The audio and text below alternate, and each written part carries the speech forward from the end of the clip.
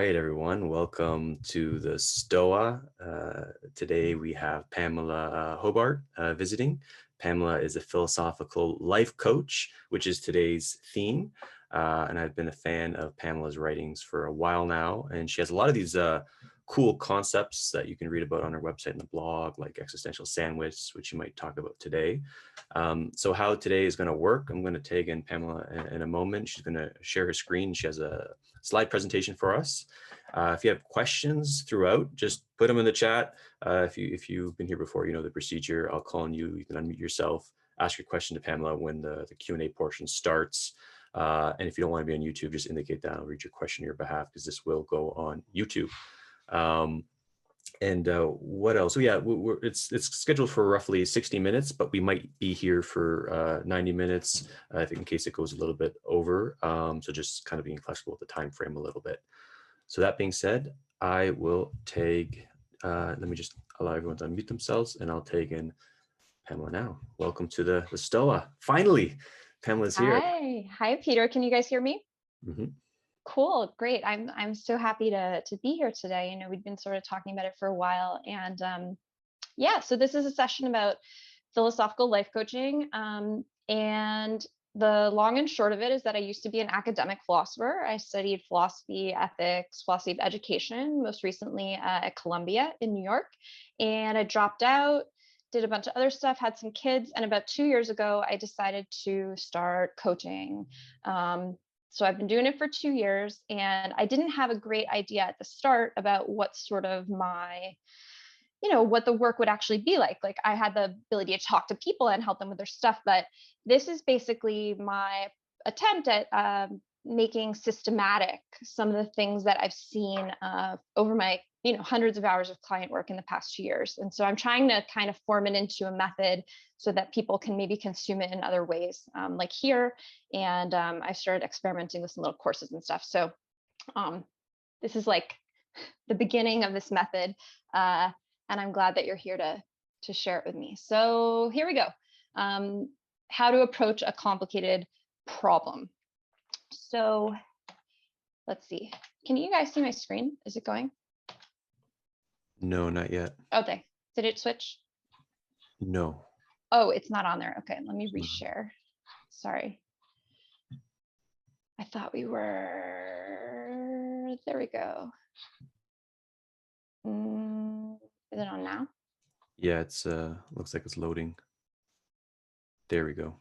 Okay, perfect. So I thought you guys were looking at this, my previous slide. That's just me, Pamela. All right, you got this one, the missing milk?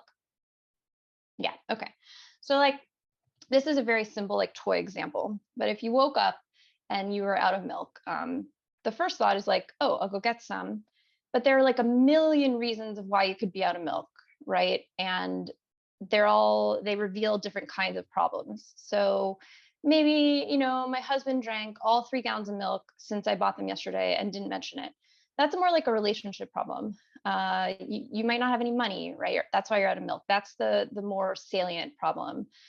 If you have a cow, right, your problem's different. You got to just like wait for it to get milked. You need to be more patient. If the stores near you don't carry plant milk, then you've got something closer to like an ethical dilemma than a practical problem of going to buy it. Someone stole it while you were asleep, right? You've got a security problem. Your main issue is not like going to buy milk. It's that your home is not secure. Some people even like, wander around in the middle of the night and eat stuff in their sleep. So like, if that's what you did, that's why you have no milk. These are all completely different problems. They have different natures. So in that spirit,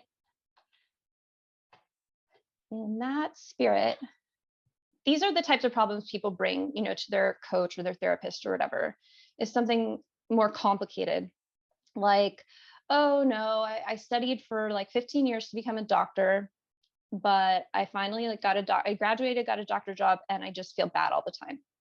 It's like, well, what's the nature of that problem? It has at least as many possibilities, if not way, way more. So maybe you just like got the wrong job. So that's sort of a practical problem, or maybe you need to like beef up your social skills. You need to read some books or, like talk to someone who knows, who's a professional expert. You might be sick yourself, right? Maybe your thyroid went in the ditch. You've got a health problem. You might be literally depressed. That's something we'd call like a psychological problem. Even if you don't have like a diagnosis, you could have some other kind of emotional issue, like a bunch of disappointment. If you can't even think about leaving being a doctor because it's too painful, we might even call that something like a rationality problem if it's coming from a sunk cost fallacy kind of place. Or it's possible that you just have like a human condition kind of thing where you looked forward to something, you worked up to a big goal, it's sort of not what you had hoped, and it's hard. So all of these are live possibilities, and you guys could probably even think of more species of problems in this vein if you wanted to. I was trying to brainstorm some more. It's like you might have a knowledge problem, like just missing something you should know. You might have like an attitude problem. There's just so many kinds. So this is what Peter's talking about. I had this blog post that people liked, and I was beginning to think about this issue last fall. And the way that I noticed it is that people had this way where they'd show up in my practice and they'd sort of start talking and they'd lead with like some kind of daily problem or frustration, like, oh, I'm procrastinating, or like, oh, I'm stressed at work, whatever. And they'd be talking and, I'm asking them questions. And at some point they come to the center of the sandwich there. It has like this meaty existential or moral core, right? Like, I'm procrastinating, but it's really because I feel like I'm wasting my life. And also I can't believe that we're mortal. And then they sort of finish it up with the surface stuff again. I can't, I can't believe that I'm mortal. I can't believe my time is limited. Am I wasting it? But also I really just need to finish this project or I'm going to get fired. Right. So that's like that's the existential sandwich, is the way that these things show up in people as layered. They have many different potential types and they're like all mixed up. So what do you do? It might help at this point if you guys want to take a moment and try to think of a problem you've had of this kind, that has uncertain nature, or where the various aspects are kind of intermingled. And it might help you as I show you a little bit about options for resolving this, to have that in mind about, so you can think about the method.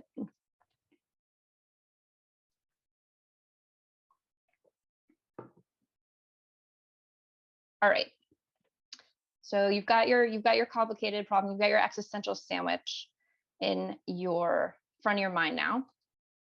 So usually when people are like, quote unquote, trying to solve a problem, they're doing that something that's kind of unidirectional. So they're like, I'm here, I have the problem, and I want to like get to the solution. And so it's a natural way of thinking. You're like brainstorming solutions and choosing one and doing it. It's a natural way of thinking, but it's sort of incomplete. And it's like inefficient, because if you do it this way, it feels like you may have this string of failures on your way to getting the solution that works. Or after a few failed attempts, you may start to feel as if your problem is like not solvable. And that's demoralizing. So what I tend to suggest is, so in the case of this sad doctor here, right? Like if the sad doctor is treating this like a unidirectional process, the doctor's like, okay, first I'll get a new job, right? Like switching practices, whatever. Then they're still sad. So they're like, oh, okay, I guess I'll go to a checkup. I'm going to try meds, try the thyroid medication, try the antidepressant, whatever. Oh, okay, maybe it's a mindfulness thing. And all through there, none of those things really have what is the expected or desired effect. And so you get this sense of like, my problem is not solvable, or what's wrong with me? Is this working? I don't know. It feels bad. So I think it's better to think of problem solving as like a bi-directional process instead. So the first, and this is how I noticed that this was a thing, was because I'd be speaking with clients on Zoom like this, and I was always doing this with my fingers, right? Like you have to go this way where you're like trying stuff and experimenting with the problem, but you're also getting information about what kind of problem it even is, or what type of outcome is even reasonable to expect. And so you have two tasks. One is to understand the nature of the problem and what the nature of the solution or the extent of it might be. And the other task is to actually choose something and try it.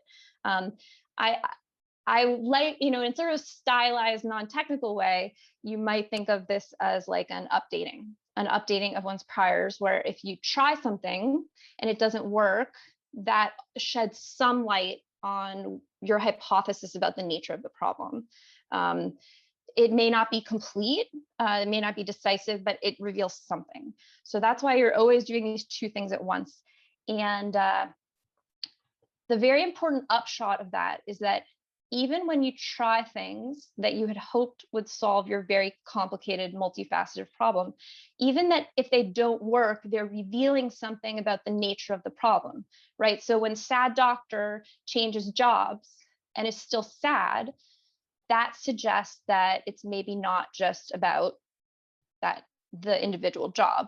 When the sad doctor, goes and gets his body checked out and he's not sick, that suggests something that it raises the odds that it's like emotional or existential. So don't waste the info that you've earned by trying stuff. There's meaning behind it. And you can unlock that if you think about this as more of a bi-directional thing. So, all right, that's great. Maybe it's like sort of theoretically right, but it's got like a bunch of moving parts. And I think this is maybe how this complicated problem solving sort of connects with like meaning crisis stuff, is that there may have been times and places where the nature of problems were not so, it was not so free form, right? Like if it was not really up for grabs, what 8 million kinds of work you could do, you didn't have to figure out, if you didn't like your work, whether it was like a practical problem or an identity problem or a moral problem, right? Like it was not up to you to deal with so many moving parts. But given that we do have so many moving parts, I think we can still get traction, right? So how can we get traction on a complicated process like this and streamline it? So this is the other post I know that Peter saw. I've referred to this as something like time boxing when you have an existential problem or an issue. So at first, your stuff's like all mixed together, right? Like you don't know if it's a practical problem or like an existential problem or a moral problem or whatever.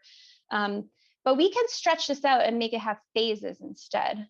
So what I try to do with my clients, depending on their individual situation, is we find a way to like develop an idea about the nature of the problem. Like, given the evidence we have, what is it like, what's likely to be wrong?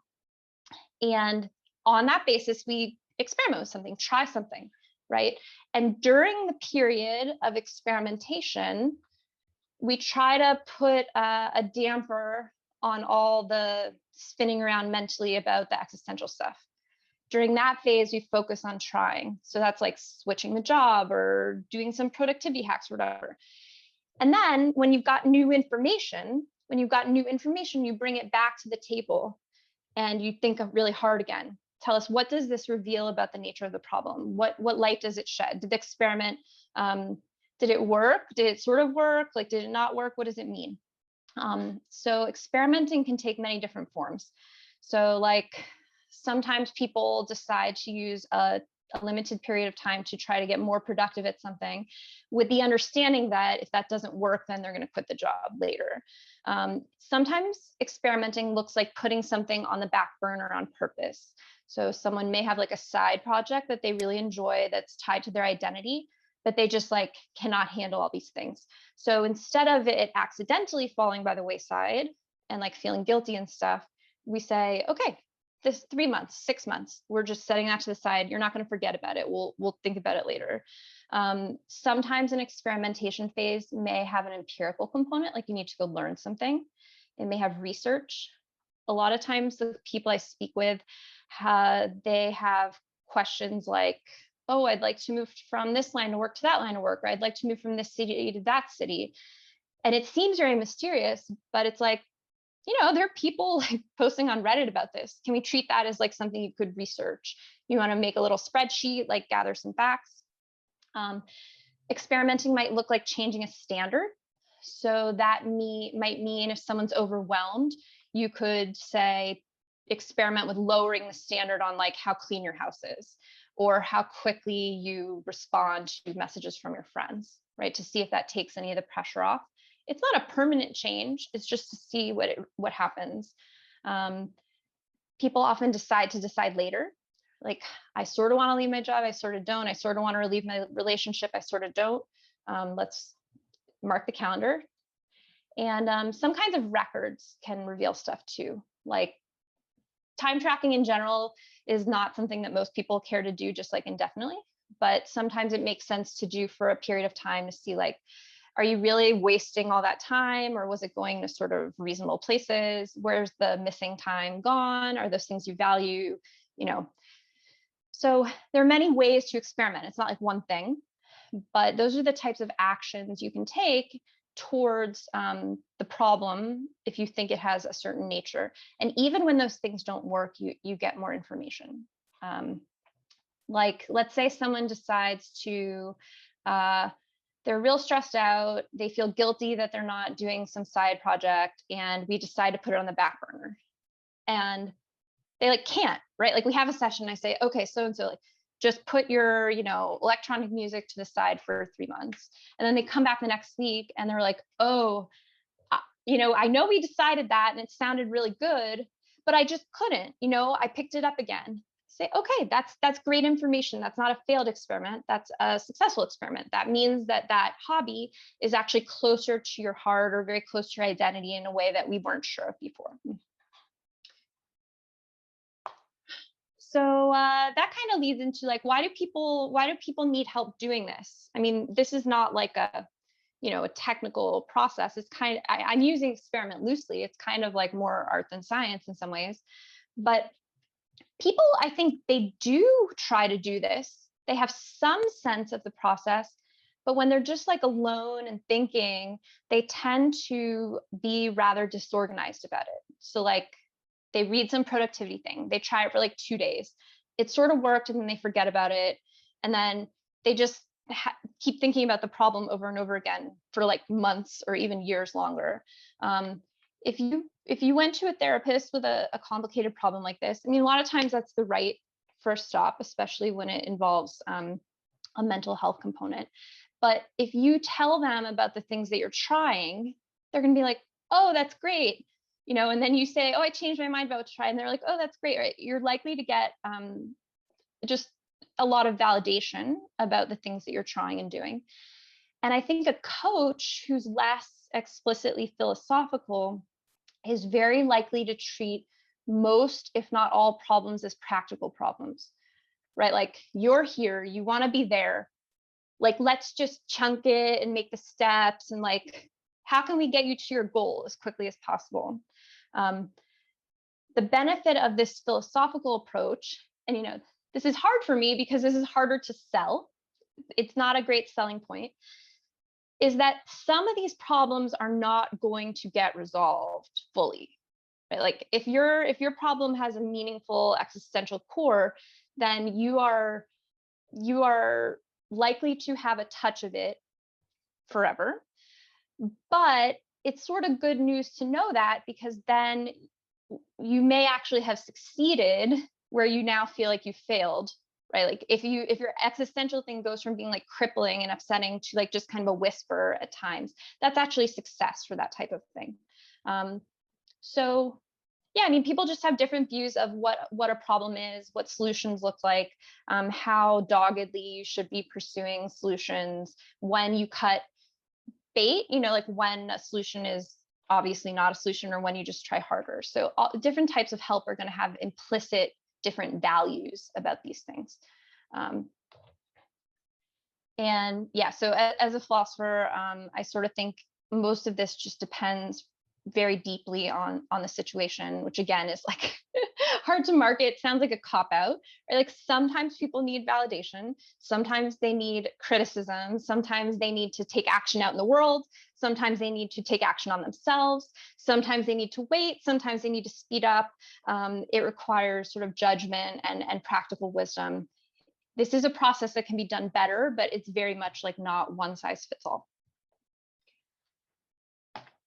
So yeah, what I can tell people honestly, you know, for all my complicated marketing messages, what I can tell people honestly is that if you have this experimental mindset, if you are unsure what your problem's nature is or how much or quick or how you might solve it, if you can do these experimental cycles and integrate the findings even a little better than you are doing on your own in sort of this haphazard way, that can have really, really outsized benefits, because complicated problems are like the stuff of our lives, right? This is like about relationships and jobs and where you live.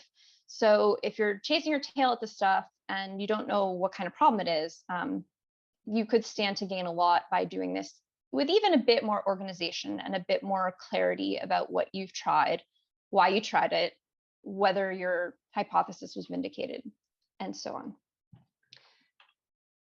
Yeah, so those that is sort of the basics of how we tackle complicated problems in my practice. I am not sure how long. Okay, so we have plenty of time for Q&A and stuff, and I'd be really happy. I'd be happy to answer either any sort of questions about the method and about this kind of work with clients, or if you have stuff specific to you that might illustrate some of this, I'm happy to hear those as well. All right. I'm gonna stop sharing your screen, Pamela, if that's okay. Sure. Yeah. So I'll warm up Pamela with some questions while the chat gets populated with questions. Start putting your question in the chat now, and I'll call on you. So maybe I'll just riff on some of the stuff that came up. I always love that distinction, kind of feeling into the distinction between like psychotherapy and coaching. And one metaphor that I think it was from some self-help book I read, I don't know if it's a perfectly maps over to it, but it's sort of like pulling weeds and planting seeds. So like the psychotherapy approach is like pulling weeds. There's a problem that we have to address and we've got to fix it or address it, integrate it. And then the planting seeds is like the more of the coaching actuating method. Mm-hmm. And what's cool, because my kind of coaching philosophy practice is like it affords both, but it's really, like you said, it's getting kind of sensitive of the problem or the opportunity space and like really sitting with that. And so I guess a question from that is, what kind of people like are attracted to that practice from your perspective? Because it seems like people have the capacity for high abstraction or thinkers. I think even on your page it says intellectuals. I help intellectuals. Mm-hmm. So perhaps you can speak on that. Mm-hmm. Yeah, absolutely. So I mean, in terms of like, there's not really a strong demographic of who hires me, though I will say my clients are about 2/3 male as compared to female, which is interesting. But they all have this orientation towards this stuff, which is sort of like, I really can't stop thinking about it. Like, I can't stop following these trails of thought and like considering all the options. My clients usually play devil's advocate with themselves in a big way, which is sort of a thing that you learn from like, you know, philosophy class or sparring with your friends, and then you like can't stop, right? Like every thought they have is sort of the opposite one pops up, and it can be very distressing to know that on the one hand you have like a lot of cognitive firepower, and to just, you know, not be getting somewhere with it. And that's why I stress that it's sort of just more of the application of a bit of structure to this process than it is like, I didn't like cook this up out of nowhere. Right? People want to try things and they want to integrate what they can learn from what they've tried. But it's just very muddled when you're left to your own devices and you're one of these thinking, you know, very busy brained types. Mm-hmm. And the other question that's coming up for me is there any through line between sort of like a theme or like themes that emerge with your clients? Like, oh, this is a common thing, a reoccurring thing that I'm hearing over and over again? Do you have like a taxonomy of that in your practice? I mean, honestly, it's largely work. Um, I know that you're familiar with, Andrew Taggart and sort of the total work stuff. I find myself in the position of sort of like, I think some of that is true, right? That there are ways in which the role that work plays in our life is toxic, but that we also as individuals have to make all things considered decisions about what is best for us individually, even the world being as it is. So that's often what brings people to my door is they see people on Twitter who have quit their jobs or whatever, and then the type of problem is not clear. It's sort of like, should I get a better job, or maybe it's more meaningful? How meaningful would it ever be? What is my identity? Do I sort of have like a worker identity or like an entrepreneur's identity? How do I stack this against my other commitments? It's often work.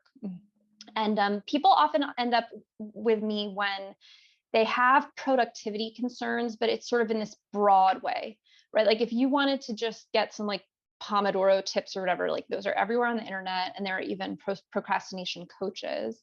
But sometimes there's a sense of like, I'd like to be getting more done. I know that I can use these apps and these systems, whatever. The bigger thing that I don't understand is like, why don't I ever relax? I know I didn't do enough yesterday, and that's sort of one type of problem. But I also don't endorse like hustle mindset or whatever. So those are separate tasks. Like, how can we have sort of better days and use time wisely? Can be like a narrow task, and it can also be like, this is your life task. And the last question I'll have, so Andrew Taggart, he was sort of my mentor. I was in his philosophical practice years ago. And he was actually, him and I are going to create something at the Stoa called the Wisdom Commons, or a Stoa course or experience. And the idea is like, having friendships of virtue. So you have philosophical conversation partners and whatnot. And sort of like, I view my practice, and I imagine you view your practice as sort of having those kind of philosophical friendship. And there's really no good institutions that really promote like friendships of virtue, like 9 to 5 friendships of utility, and then weekends friendships of pleasure. But there's no real sort of like place for that friendship of virtue to emerge, except these little like kind of tiny weird enclaves on the internet. So perhaps, how do you view your practice with that, in the sense of like, am I having friends of virtue here? Yeah. The post that I launched my practice with is one called ritualized conversation. And it was sort of a theory about how like it's not impossible to find what you need sort of conversationally or philosophically in organic places, but there are these conspicuous holes, like if you're working a lot of the time and then you have like some random internet friends, they're holes. And that one way of plugging them, is you hire a weird coach from the internet whose vibe you like. And it's good that that's possible, but it's certainly not the only solution. And I wish there were a more robust ecosystem of this thing sort of, for people naturally. I think some people don't know what they're missing, right? They're not seeking out weird coaches because it's not clear to them what they're missing. But yeah, I'd like to think that part of being outside of regular institutions, part of what that might make possible for me and my clients is that it might feel more like a friendship of virtue than like some medical thing where I'm like the doctor or the expert, and they're unwell and they show up and I like tell them what to do. It's not like that at all, of course. Yeah. I recall, like, it was, I don't know how long ago it was, years ago. I was looking for something. I was disappointed with kind of therapists or coaches. Like, this is not what I need. And I saw this weird guy on the internet, Andrew Taggart, and I went to him. And it just really kind of changed my life, and it really made me understand what philosophy could be. So let's. Yeah, I had the same experience myself. That's how I found my philosophical counselor is like, I think I might have told you this. My dad was dying of brain cancer, and it was like I could go to therapy. They'd be like, "Oh, your feelings are valid. Like, let me support you without hugging you," But like, I wanted to talk about death, per se. So that's a little harder to find. Right. Mhm. All right. So let's go to the Q&A. If you have any questions, just feel free to put them in the chat, and I'll tag in Ethan. Ethan, if you can unmute yourself. Yeah, hi, I'm Ethan. Hey. I had a question about what the experimentation process looks like. So like I was struggling to get like a practical like hands-on understanding of like what would an experiment in my life look like, and then also how would I reflect and iterate on that. I Mhm. thought maybe would it be possible to iterate better by understanding like different natures of problems, just to like kind of have those in mind, or like Mhm. just what does that process kind of look like? Mhm. Yeah, that's a great question. Part of why I'm so glad to be doing this here today is because like it's hard for me to get a message from the work I've done with clients that's like abstract enough to be useful to anyone without being so abstract that it's like, what's she talking about? So maybe this is a place where it could be a little less. So, Ethan, is there anything you're struggling with that you might be comfortable sharing the gist of that maybe we could use as an example? Yeah, let's see. Perhaps an uncertainty on my career, and kind of having many options, but being very uncertain about the validity and how, if any of them are going to work, and if Mhm. they're going to provide me like the passion and the fulfillment that I'm wanting out of a career. Hmm. Yeah, yeah, that's a so we can think of that as sort of a like a type. I don't want to assume a ton of things about you, but this is like a type of client that would show up. So so if that were sort of just like a practical problem or a knowledge problem, it's the type of thing that might be resolved by, for instance, taking a research phase, right? Where we're like, let's just, this part's sort of unphilosophical. It's like, let's write down what are the options. How could you learn about, entry level jobs in each one of them? What do they pay? How do you get these jobs? Are they things you can apply for? Do you have to know someone? You know, and if it were purely a practical problem, then a research phase we'd expect it to like get you the certainty. Of course, it probably wouldn't, right? We'd do this anyway. We'd say, okay, let's talk in 2 weeks, right? Make a Google Doc, share it with me, like gather a little bit of information, spend a reasonable amount of time on it, which is, some people are tempted like, you know, hundreds of hours, or they are avoiding. So they say, okay, let's spend like, 20 minutes each night, Google around, capture some of this info. All right.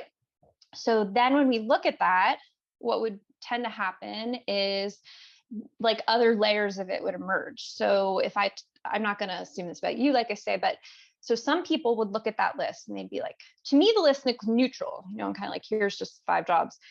They would look at it and say, oh, well, my mom, who I hate, was a teacher. So I sort of had, so here the emotional part is creeping in, right? Like there are good features of some of the jobs, but there are also like some hidden hangups. And so that's why it's not straightforwardly just like choose the one. Um, and then if we kept iterating in that way, like sort of, okay, we're going to let that be disqualifying, or like, let's talk about the stuff with the mom that you hate. So that's why you can't do the profession, right? We deal with that in whatever way made sense. And then hopefully maybe like one or two of these jobs, one or two or three starts to emerge as like the most viable, right? And the question at that point becomes sort of, um, I don't know how to characterize this, but it's like, how much certainty are you ever going to get about which one to actually try next? Mhm. Some people have a pretty easy time being decisive. Like at some point after a couple of rounds of this, they'd show up to the next session. They'd be like, you know what? I already applied. Like recruiter call. Like they'd be on their way. They'd get the wave. They'd like catch the wave of decisiveness. Other people that never comes. Like I asked them, oh, how'd you make the decision where to go to college? Or like, how'd you decide what apartment to choose? And it would start to emerge that they've never done anything that has produced that amount of clarity for them, like for any issue in their entire life. In fact, they have a hard time choosing dinner off a menu. So if a person like that comes to me and they're saying they still don't feel clarity between these several viable choices, I say, real talk, you know, that it's not coming. Like that's sort of you. So how can we choose anyway? Right? Like how can we choose anyway? Maybe like you have a friend who can get you a job, and so that the fastest path ends up being the best one, or something like that, that's a tiebreaker. So that's what I mean. We're like, when you're in those phases, like making a preliminary list or like getting more information about the best ones or actually choosing between them, if we're constantly thinking like, why can't I choose this? Why can't I choose anything? Why am I not a decisive person? Why is life so hard? Like, it's not, to be considering it from all perspectives at all times is just like too much. So we try to like space it out into these these pseudo phases. And that's what it might look like in that case. Mhm. Awesome. Thank you so much. Yeah, sure. Greg, you had a question. Yeah. Pamela, do you characterize your work as coaching for intellectuals more because your method is particularly suited to intellectual people, or more because who you are generally makes you a good match for intellectual people, or both, or some other reason? Mm-hmm. Yeah, so it was that initially when I went into this line of work, I had some inkling that I was like temperamentally and personality wise and stuff suited to intellectual types. This as a method has been bottom up, right? Like I didn't have this in mind when I started out coaching. It's sort of what has congealed out of numerous client encounters. So in that sense, I didn't design a system for intellectual type people and then go sell it to them. However, of course, I'm not surprised that what I would have wrung out of these experiences is like somewhat abstract, because that's who me and my clients are. Thank you. Sure, thanks. And what about marketing considerations? Because it's like, as you know, I have sort of a philosophical coaching practice, and I'm like blabbing about the daemon and all this weird stuff in my journals. And so I got a really collective people that I'm talking to. And it's sort of like that beacon attracts kind of that. And then yours had that philosophical life coaching, which is probably going to attract certain people. So when you're marketing this, do you have certain like demographics in mind that you're trying to reach out? Or you just like, I really want to like just be pure to them, like what this is about? Like, how do you negotiate that? Man, marketing is it's tough when you're doing weird stuff, because on the one hand, it's like break every rule in the book at every turn, and people still hire me. But at the same point, at the same time, you can't be totally opaque and like expect people to just flock. So I've still been experimenting with a lot of this stuff. I've gone by the name the life coach for smart people at times, and it's really polarizing. Which I realized, I thought it was like a little bit tongue in cheek, but some people don't realize that like it's tongue in cheek. They just think it's like snotty. So I sort of don't know what to do with that. But yeah, it's, I don't know.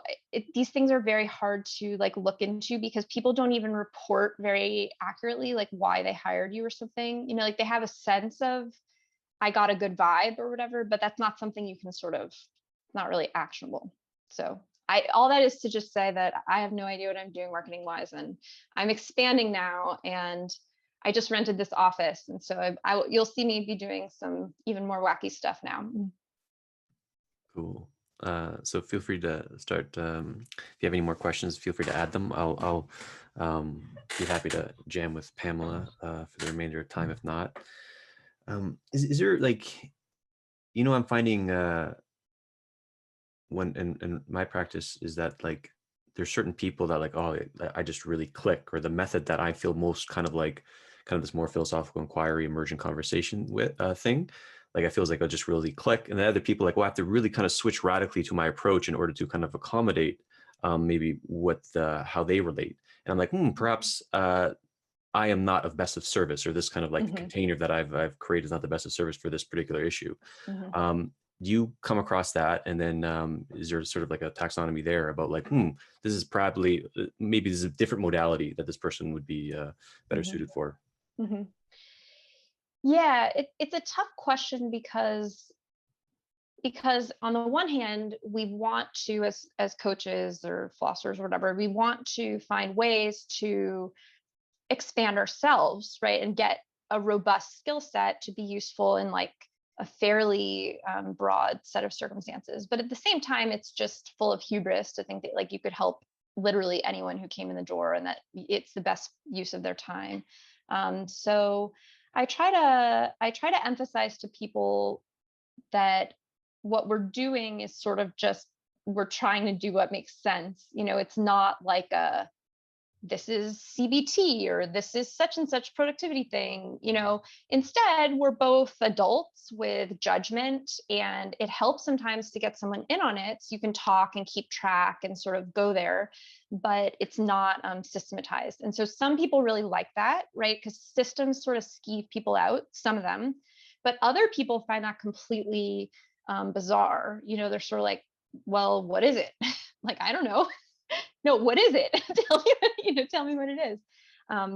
So yeah, I don't know. I think that judgment in general, my thoughts around this are not well formed yet, but I think that judgment in general, people just sort of like don't know how to think about it anymore. And I think you and I, Peter, even talked about sort of practical reasoning and practical wisdom as this thing that sounds sort of archaic. Like, how could you have a faculty that is just it's partly perceptual, like seeing what's going on. It's partially evaluative. It's partially action guiding, right? Like, I think people don't understand that this is like a part of themselves that they can actually try to enhance across the board. It's sort of just archaic.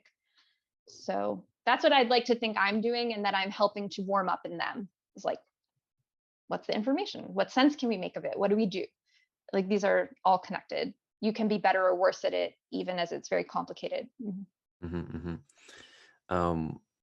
curious about your philosophical influences, because I know Andrew Taggart, he's Pierre Hadot, Joseph Pieper. I got influenced by the Stoics, and then I know Aristotle is your guy. And I'm curious, what other philosophical influences have you had that kind of informed your practice?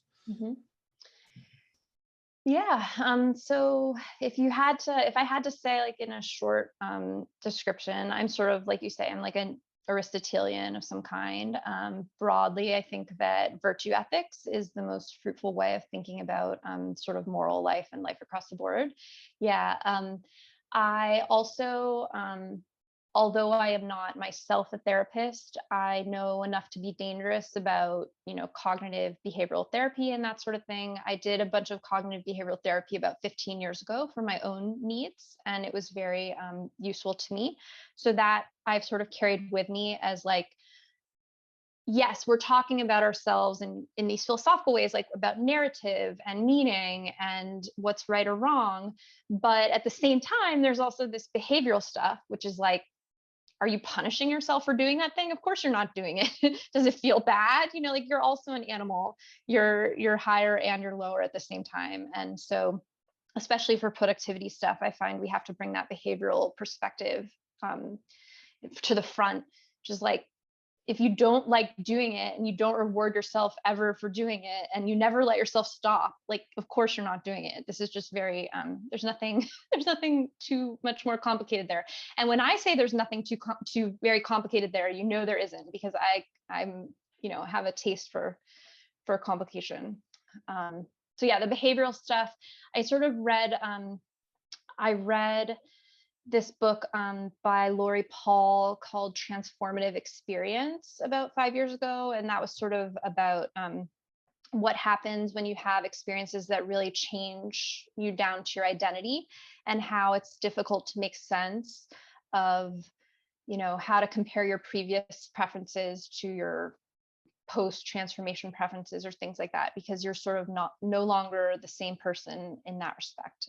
So I found that informative. And yeah, I read it. I read, all the stuff that kids on Twitter are reading, the internal family systems, unlocking the emotional brain stuff, memory reconsolidation. Like, I'm interested in all these things.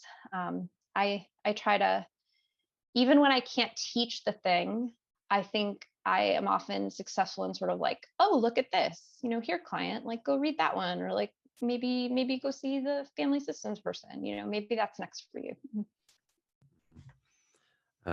Lisa, you had a question, if you can unmute yourself.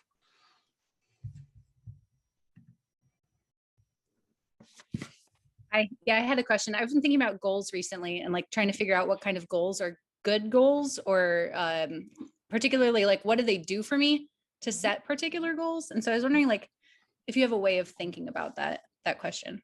Yeah, that's great. I have, what is it? I think the name of the post is Bayesian goal updating. I think it's called Bayesian goal updating. This is something I wrote like maybe almost 2 years ago now. It was the beginning of my thinking about goals, but the idea in there is that a goal is more like a hypothesis about what you might be willing and able to do than it is like an intention that you are actively shooting for now and like working backwards and chunking out, right? So it's like when you have a goal to lose weight or a goal to write a book, it's sort of like, I am guessing that if I did the right things, I would, in some reasonable amount of time, write the book or lose the weight, and that I could overcome whatever motivational challenges come up. So what this perspective was supposed to offer is the idea that if you're in coaching and someone's, we're doing these experiments, right? Like, okay, you've got a goal. We're going to take it seriously and try this. We're going to take it seriously and do Pomodoros, or we're going to take it seriously and you're going to like read a book about writing a book, and we're experimenting. If we go through a few rounds and you're making like no progress at all, every time we do another round, it raises the odds that your hypothesis about being willing and able to write a book is just false. Like, you may not actually be willing and able to write a book. That doesn't mean the work is done, right? Because letting go of a goal is also a task of a certain sort. It may involve, that's like, an identity problem, an emotional problem. It has these characters. And sometimes it might be just that the goal is like, it's related to something that's important to you, but it's like not the right thing, right? Or you set the goal that like other people set, or that you knew to set when you could have set something else that's more realistic.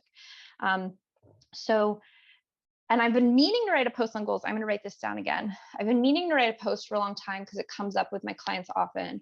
I've sort of unorthodox in that I think that qualitative goals are fine. Right? They try to tell you your goal should be like specific and measurable and all, and I sort of am like, that's just, it's like just your opinion. That's just like what some management consultant like told some boss at Coca-Cola or whatever. Like, part of what I often do in coaching with my clients is they might literally have a goal. This is from my virtue ethics perspective. They might literally have a goal of being like, this year, I want to become more generous. Okay.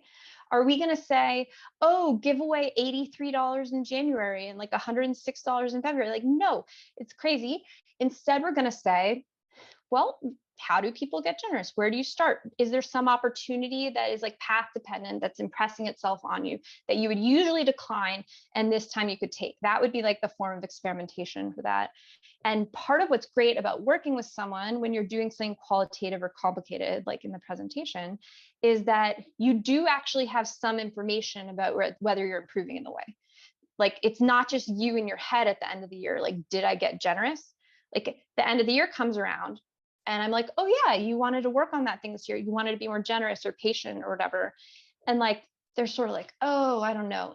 And I say, well, you told me this and you told me this. There was that time you had a hard time, but then you did that, right? And it's sort of, this is an Aristotelian idea. It's from the beginning of the Nicomachean Ethics. It's like, let us not demand more precision than this thing admits, right? Becoming more generous does not demand more precision than that. Anyway, so that's my other big idea about goals. Do you have any follow-up, Lisa? All right. I'm good, thanks. Okay. Maggie, Thanks. you're up.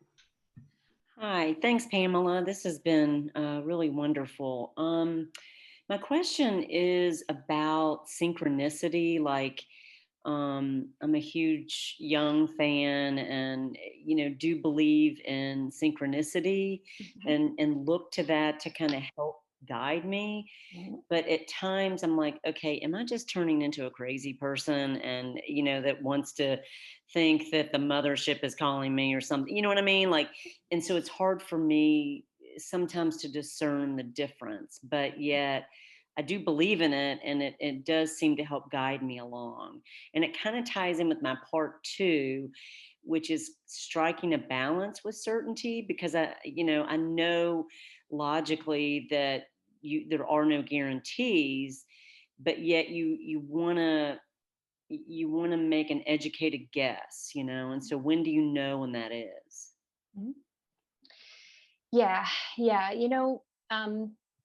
With respect to the synchronicity in particular, the way that just my clients being as they are, like these intellectual types, I tend to refer to this as opening oneself to like path dependence, by which I mean, and so that's sort of like a sciencey language for something that may be similar in practice to refer to it as path dependent. But all I mean by that is like people who are very control oriented and who are really like overthinky, they feel like their choices should be sort of their choices only in virtue of them having thought it all out and like considered all the options and ruled things out for specific discrete reasons and like chosen in a very like top down sort of rational autonomous way. And I am sometimes able, when it's appropriate, to invite them to loosen their grip on that mode, which is to say like, okay, you wanted a new job and like this new job came up, the next day by whatever means. What if you didn't do that thing? What if you didn't do that thing that was like consider 20 jobs and stack rank them on 20 different, categories, especially when that thing didn't work other times? Like, what if you just invited this one in, like, as a matter of luck or chance or a path dependence or a fork in the road? Or, yeah. Yeah. And so it's not the same as being that way intuitively, but you can, I think, it's sort of like in this basket of tools that also includes decide to decide later. Like you can decide to use a different mode if you see reason to do that, even if it's not sort of native to you. In terms of, so for you, that might be the other way around, right? Like sometimes it may look like something's happening in a synchronistic kind of way, and you might choose for reasons to do the other thing, which is to say, can I hit the pause button? So what do you mean about something that you know intuitively? So some people, if they said, oh, I want to look for another job, and then one came across the next day, they'd be like, wow, perfect, done, I'm taking it. Like that's sort of their natural way of being, is to see that as sort of like having been connected to, whether causally or just by luck, like a nice thing to happen that matches, right? And not just like obvious coincidence that I have to, defend myself against. Certainty, I mean, people really struggle with this, and I think the soundbite views of certainty are just not useful on both ends of the spectrum. So there's no way to like plan in such a way that outcomes are very strongly guaranteed. But it's also, I mean, humans, some sources invite us to give up on certainty at all, right? Like to any extent, like radically open to literally whatever happens. I think that there's space in the middle to say, one of our powers of, rationality and inference and everything else are tools that we have to understand what conclusions follow from what actions, and sort of causal relations of things in the world is something that we have the ability to understand that other organisms do not. Of course, we use that to make sense of what's happening and how to decide what to do and whatever, but it's like a tool in the toolbox. And another tool you need in the toolbox is the tool to accept that sometimes really unexpected things happen, or you get the 1 in 1,000 chance, you draw that straw or whatever. And many people sort of know that intellectually, but they don't understand it well until they've had it happen. So the philosophical counselor that I sought out while my dad was dying, I mean, he had like a brain cancer that was, I don't want to give this, it was like, I don't know, 1 in tens of thousands of people his age or something like that. But then, you know, and it was very upsetting. It's like, he's a normal guy. Why does he have a weird disease? And now he's dying. But one thing she helped me to do, my philosophical counselor, was to understand that, like, it always was the case that someone's relative is getting the relatively rare disease. Like, no laws of nature had been suspended, right? It's just, it was always true that rare things can happen, or sometimes effects don't follow from their causes. And with enough time and care, I have been able to revert, or not revert, to progress to a different state of affairs, which is like, I understand both things to some extent. I understand that by and large, you know, you can have some amount of certainty about things in your orbit, but there is a very real slice that, you know, kind of comes to visit sometimes, and like, that's just how it is. So yeah, I hope that you are continue to, you know, ground yourself in whatever way you can, and sort of understand it's always been true. It's a little bit comforting. It's like, it's always been true that these things are uncertain. It's just when you open your eyes, it's sort of an individual matter. Yeah, thank you. Yeah, that was Sure. very helpful. Sure. Thanks for coming. Yeah, maybe I'll sneak in another question or two, if that's okay. Yeah. Yeah, so we're launching something at the Stoa in July called like Digital Gangs. It's going to be this intense mastermind group with a philosophical element. So it's like we're going to have an opportunity to kind of like talk about what matters most, but also keep each other accountable. And this is related to what you and I were talking about, I think on Monday, about kind of like discipline or agency or sovereignty or whatever kind of where you want to code in there. And there was this distinction that emerged between like kind of a solo quest for discipline, and then sort of like disciplined with others' eyes on you, like a sort of accountability. And you said something that was kind of I thought was quite spot on, is that this might be the more natural or better way to go about it, and which is related to the virtue of friendship question I asked earlier. Perhaps you can speak on that a little bit. Yeah. So I think when we were having that conversation, Peter, it seemed to me like, so you were thinking about how, like, when people have good social supports and are embedded in sort of practices of accountability, it's not uncommon that they find they are able to rise reasonably well to those circumstances. Whereas left alone behind Zoom and YouTube and Twitter and everything, like, they don't get the results that they'd like. And one frame is sort of like, you're more real when you're by yourself, right? That if it takes all those other people to get you to do your stuff, then that's just another way of saying you lack discipline. I was wondering and thinking, and still am now that you mention it, about how, like, due to humans being such essentially social creatures, there's actually a sense in which the person who can do all their stuff completely alone is sort of odd, and that it's more natural and appropriate to be that motivated by being embedded in these social practices. Like, that may be the normal and healthy thing. So it's not like cheating, you know, and it's not like fake if that's what it takes to get people to do the right things. There may be like certain times when you really just have to find a way to do something by yourself. And like, so maybe that's like a practical problem. But the question of who you are, like, morally, and how your character is, may be more revealed by the social thing. Yeah, I really like that. And so just to add more context, Pamela and I were talking about, or I was mentioning to Pamela that I'm most disciplined or productive with the stuff that kind of like, you should do, but you don't really want to do, like eat healthy, work out, pay the taxes on time, all that type of stuff, is when I was in a mastermind or accountability group.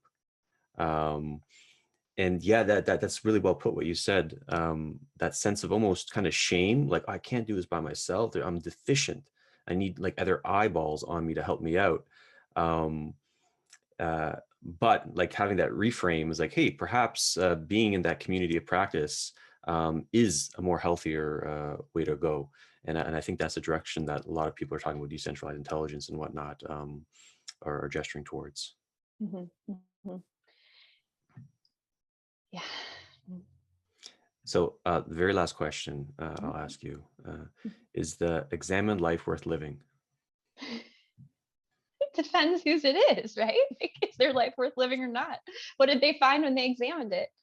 Um, I wrote a thing, I need to put this on my blog. I wrote a thing a couple weeks ago, and it was like, should you want to just think less, right? Like, sometimes people who go in circles with themselves express that wish, and it's sort of like, I don't know. I don't know if that makes sense, but if you can't think less, you should at least think better, and that's what I try to help people to do. Awesome. So I geek out about this stuff all the time, and so thank you so much for coming to the Stoa. Love to My have you pleasure. back. Any kind of closing thoughts you'd like to leave us with, where we can find your work, what you're doing next? Yeah. So I am at PamelaJ.Hobart.com.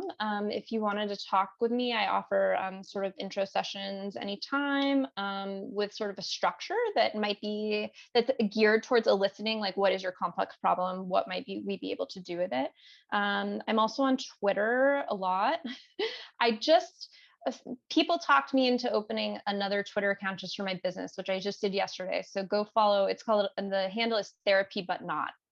So I'll be talking about coaching and stuff there. I send an email from time to time. You can get it on my website. I hope to see you all again soon. Great. Yeah. And I had the conversation I had with Pamela Monday was I went to for her a session, signed up for it, and it was quite a treat. So I highly recommend it. Put all her information on the event or the video description notes if you're watching this. So that being said, Pamela, thank you so much for coming to the Stoa Thank you, today. Peter. Thanks, everyone. Appreciate your time. Yeah. And just to plug upcoming events at the Stoa. So we have 2 tomorrow, becoming a randonaut. So there's this app Randonautica that I was writing about. It just gives you these random like locations, and you go and you set an intention, and it's quite trippy. Lots of interesting insights emerged there. I've been using it to kind of get interesting perspectives. So he's coming in tomorrow, the founder of the app, at 12 p.m. Eastern time at the Stoa. And then at 6 p.m. we have a Patreon event on circling. So if you haven't been to circling before, this is your chance to kind of check what it's about. Taylor, who did a presentation on circling last week, is coming to do that. And if you're interested in this session, you might be interested in Matthew Sharp coming to talk about Stoic virtue ethics. So like anyone knows a Stoa is like there's 99% of the events are not about Stoicism, and I've converted 0 Stoics through my time here at the Stoa, I think. But maybe that will change with this session at 6 p.m. Eastern time on May 10th. So that being said, everyone, thank you so much for coming to the Stoa today.